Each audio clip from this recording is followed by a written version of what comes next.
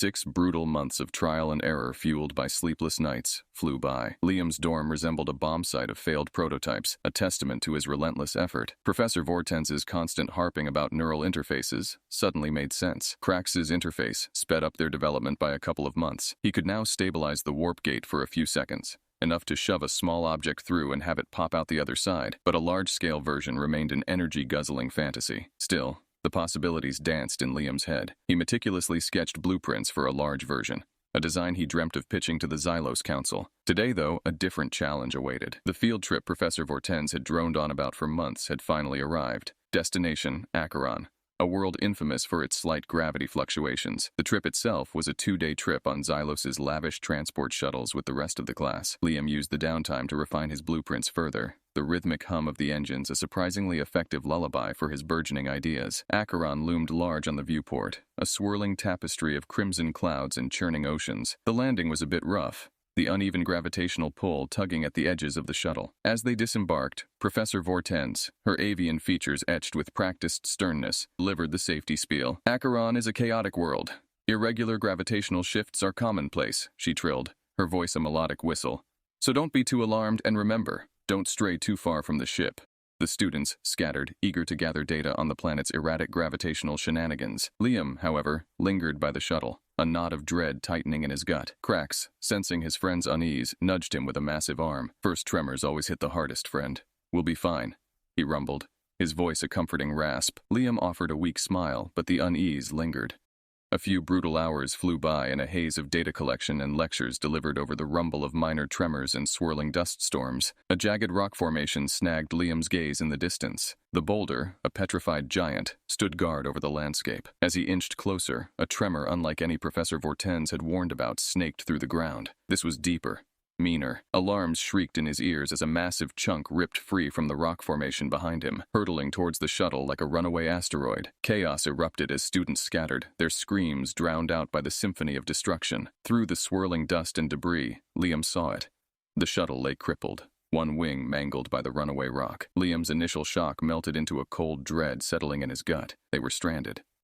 The tremors continued, a relentless drumbeat that vibrated through the very bedrock. The epicenter was worryingly close. Everyone knew it. Professor Vortenz rushed into the damaged ship using its comms to call Xylos Academy for a rescue operation. Liam and the other students remained out of the cockpit, where a tense emergency meeting unfolded. That's when Liam heard Professor Vortenz exclaim, 5 hours! That's all the time we have before the planet's tectonic tantrum reaches its apex. Her voice strained with a barely concealed panic, relaying the grim situation. The council members, a collection of holographic faces representing various alien species, listened with intense focus. Panic, a tangible entity in such a sterile environment, began to creep at the edges of the conversation. Sending a rescue ship was the only logical course of action, but the nearest possible vessel was at least 7 hours away. Professor Vortenz's face ashened. Time was a luxury they didn't have. Just then, the holographic display flickered, revealing Liam standing in the doorway, a determined glint in his eyes. Professor Vortenz bristled. Mr. O'Connell, her voice laced with barely concealed annoyance. This is a restricted meeting, Liam interjected. With all due respect, Professor, I believe I may have a solution, his voice surprisingly steady. Professor Vortenz's initial surprise morphing into skepticism. Mr. O'Connell, this is hardly the time for fanciful theories. Liam, however, had anticipated her resistant gesture to Kraxx. Professor, Kraxx here can vouch for my fanciful theories. Kraxx, ever the loyal friend, stepped forward, his neural interface pulsing faintly. Professor, Liam has been working on a unconventional project. My interface has corroborated his findings. The mention of a neural interface verification gave Liam's words a sudden weight. The council, their skepticism momentarily suspended, leaned in, their holographic forms flickering with renewed interest. Kraxx, with Liam feeding him the data in a flurry of whispered instructions, displayed a series of complex schematics and calculations on his interface. It was a condensed version of Liam's months of work, all presented through the trusted medium of the neural interface. The council, their initial skepticism replaced by a grudging respect for the sheer audacity of the idea, finally grasped the essence of Liam's invention. A large warp gate. It was a gamble, a desperate Hail Mary, but Liam's unorthodox invention was their only shot at survival. The clock was ticking, the tremors a constant reminder of their dwindling time. Liam, his jaw clenched, took charge. The Xylos Council had gambled on his wild plan and had their engineers scrambling to build their half of the equation. While on Acheron, Professor Vortenz and her students formed Liam's makeshift crew and would try to build their half in less than 5 freaking hours. with the weight of that gamble pressed down on them all. Could they build their part of this desperate escape pod, especially without their neural interface, which were useless in the face of raw, unpredictable nature? Now they were forced to rely on forgotten skills, their alien fingers fumbling with tools. Frustration thick in the air. Kraxx, Liam's trusty partner in crime, offered steady support, but even he couldn't deny the sheer audacity of the plan. Unlike the students, raised in a world of techie dependency, Liam thrived in the chaos.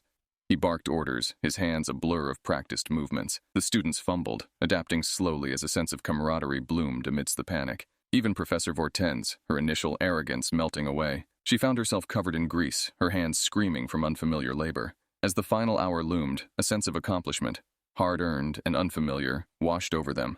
This wasn't just a machine they'd built. It was a testament to their resilience. Exhausted but exhilarated, they stood before their Frankensteinian warp gate. Twisted metal from the wrecked shuttle formed a skeletal frame, pulsing with raw energy siphoned from the dying ship's core. Liam, the architect of this madness, stepped forward with confidence. He connected their makeshift gate to the one pulsing at the other end of the galaxy, a bridge across the vast emptiness of space. The warp gate roared to life, but hope, that fickle flame, was snuffed out as a tremor, the worst yet, tore through the planet. The gate sputtered, its connection wavering, and then died. Professor Vortenz, her voice raw with desperation, finally acknowledged Liam's worth. "Mr. O'Connell, we're counting on you," his heart a frantic drum against his ribs. Liam reveled in this moment. With determined focus, he bypassed malfunctioning components, rerouting power, and stabilizing the connection. Each passing second felt like a hammer blow, the pressure mounting with every adjustment. Finally, just as the Earth threatened to split open, Liam secured the last panel with a resounding slam. With a blinding flash and a surge of energy, the warp gate thundered back to life. All the students, along with Professor Vortenz and Liam, were drawn into the swirling vortex, hurtling towards the unknown. On the other side, they emerged into the sterile confines of Xylos Academy, shaken but alive. The adrenaline rush subsided, leaving behind a profound sense of awe and a newfound respect. Professor Vortenz, her feathers ruffled, addressed Liam in a surprisingly warm manner. "Mr. O'Connell," she began, a hint of respect in her strained voice, "your invention saved our lives." "Thank you." The sentiment echoed throughout the academy. All initial apprehension from the council and other students were replaced by admiration for the unorthodox student who'd become their hero. Inspired by Liam's ingenuity, Xylos Academy entered a new era. A new curriculum emphasizing hands-on engineering and innovative experimentation was born, and at the heart of it all stood Liam O'Connell, the hero, the inventor of the warp gate, the man who bridged the gap between human and alien, between tradition and progress.